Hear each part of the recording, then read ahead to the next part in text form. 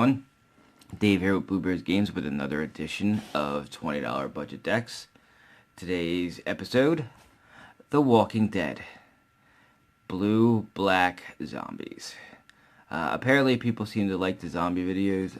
I just haven't found that just because everybody loves zombies. So I went ahead and I made two. This one is a little different than the mono black version, so we'll go ahead and take a look at this. I do have another version of a blue-black zombie deck that will be coming. I just need to acquire some other cards. But for now, for the con, this is what we have. We start off with our one drops. The first one, Hunted Ghoul. It's a 1 to cast, 1/2 that it can't block humans. And for the most part, that won't be that big of a drawback. So I put two of them in there. Then the next one drop is Diagraph Ghoul. It's a 1 to cast, 2/2. It just enters the battlefield tapped. 1 to cast 2/2s are actually not as common as anybody would realize. It is common, however, in black. So I had two of those, so I put them in here. The 2 drop is White of Precinct 6. It's a 2 to cast, 1/1. When it's on the battlefield, it gets +1/+1 for each creature card in all opponents' graveyards. So if for some reason you're playing 60-card multiplayer, it could get beefier. So I went ahead and put two of those in there. The next card is Rancid Rats. It is a 2 to cast, 1/1. Skulk, which basically Skulk means is the creature can't be blocked by creatures with greater power. So it can only be blocked as it stands by anything with power 1 or less. It also has Death Touch. This is to kind of help be defensive more than offensive. Sure, if your opponent doesn't have any creatures, or if you feel like you want to, you can attack in if you have multiples of these out. This is more of a sit back and try to kill your opponent's biggest creature. So I got two of those in here. The next one, Highborn Ghoul. It's a 2 to cast, 2/1 Intimidator. Intimidate is the old fear. Specifically on black creatures, it's fear. It just can't be blocked except by artifact and or creatures that share a color with it. So black creatures. Two of those go in there. One of the blue parts, Stitched Mangler. This is more for control. So while the other zombie deck was more of aggro, this one's a little bit more control with aggro. It's not as, attack. It's more of trickery than anything else. This is a 3 to cast, 2/3 that enters the battlefield tapped, but it also taps a creature on your opponent's side, and they stay tapped for an extra turn. So I got a playset of those in there I'm sorry, no, I only got two. I thought I had a playset. Two of those in there for some trickery.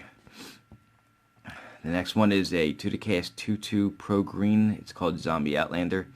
It's basically just, anything with abilities as a 2/2 is always good. So it's a bear, but with Pro Green. And a zombie. Alright, the next one is Siren of the Silent Song. It's a 3 to cast, 2/1, but this one's flying. One of the issues zombies usually have is they don't have a whole lot of flyers.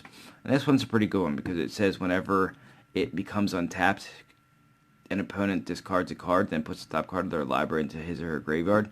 So it helps with, I guess, it's not control for the most part, but it helps keep their hand down. And it takes resources away from them, both from the library and from the hand. So we went ahead and put 4 of those in here as a playset. Alright, and then Diagraph Captain is our Lord for this deck. It's a 3 to cast, 2/2 with Death Touch. Gives all your other zombies +1/+1, but whenever a zombie you control dies, target opponent loses a life. This is a good way to, if you're stalled out, like if the board is clogged with creatures, if you can have your zombies die, you can make your opponent lose life. So we got 2 of them in there. We're playing blue, so some of the control aspect is remove souls to counter opposing creatures. Got 2 of those in there. Divination to draw cards to fill your hand back up with more zombie goodness. Reeve Soul as your spot removal, 2 to cast and destroy a creature with power 3 or less. This is for early game spot removal. Naturally, I always put terrors in because they're universally good except for against, another mono black deck. Vanquish the Weak. Destroy target creature with power 3 or less for 3. At instant speed, I don't know if you saw that, but I believe, yeah, Reef Soul, while it's one less to cast for the same ability, it's only a sorcery, whereas Vanquish the Weak is at instant speed, which is important. You can always do it on your opponent's turn, or when they go to attack and they what you can do on that. I don't know if I explained this in any other videos, but with instant speed removal, you wait for your opponent can buff a creature. If you can in response remove it, then that you 2-for-1 them, meaning you got rid of the creature and the spell. Unholy Hunger. I thought it was kind of a flavorful card for this because you're zombies, you're unholy, and you're always hungry. So it destroys any creature you want for 5. But if you have 2 instances of sorceries in your graveyard, at least you gain some life with it. So 2 of those. I went with a play set of Psychic Strikes. It is a blue-black counter. It says, counter target spell, its controller puts the top 2 cards of their library into their graveyard. It helps get rid of resources from their library, and it counters a spell. So essentially, it can actually remove 3 cards from your opponent's side. And there's a play set of those in there. Alright, now, for the rares. I was looking for cards that had a little bit of recursion to them to go along with some of the rest of the deck. I found this in my stuff. It is 3 black. Yes, it's heavy on the black, but this deck is mostly black with a little bit of blue splashed in. So it is a 3 to cast 0/0. And 0/0s normally when they enter the battlefield just die right away. They don't even really do anything. It's the abilities that make it a little bit better. So, excuse me. So, Amplify 1. Amplify does this. As this card comes into play, put a +1/+1 counter on it for each zombie card you reveal from your hand.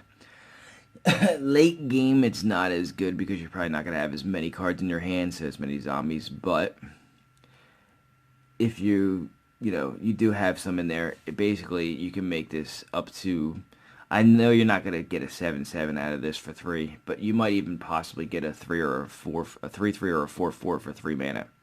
The reason why I chose this, though, is because I looked at the second ability. It says at the beginning of your upkeep, if Ghastly Remains is in your graveyard, you may pay 3 black, and if you do, return it to your hand. So, you'll at least be able to get recursion out of this one. Now, you may have to wait for a turn or 2 to cast it, just because you don't have any zombies in your hand, so you can't make it a 1/1. But, it's there for in case you need to. The next one was Josu Ves, the Lich Knight. I chose him because he's a 4 to cast 4/5. Right there we stop. A 4 to cast 4/5 is great. But then he also has Menace and Kicker. So if it's really late game, if you kick him, you create 8 2/2 zombie knights with Menace as well. Let that sink in for a second. 8 2/2s. That's 16 power with Menace on the board, on top of him having 4/5. Essentially, if it's late enough in the game, that's lethal from the start of the game. So, I put him in there because I thought he was pretty neat. Alright, the next rare I put in was Dread Slayer. It's a 5 to cast, 3/5. He's in there because whenever, he's kind of like more creature kill. He says whenever a creature dealt damage by him dies, you return it to the battlefield under your control. It is now a zombie in addition to its other colors and types. It's a black zombie. When you kill their creatures with him, you get them. Doesn't matter what they are. You don't even have to have him kill them. If you say block a creature or they block him with their biggest baddie, and then you Unholy Hunger them, you still get it.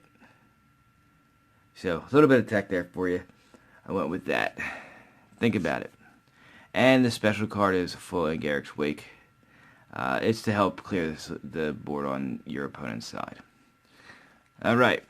For the lands, basic islands, basic swamps, faux fetches. Yes, I know. I love that term, faux fetches. 2 Evolving Wilds, and then the dual land is a set of Dimir Guild Gates. So, That is The Walking Dead. $20 budget deck.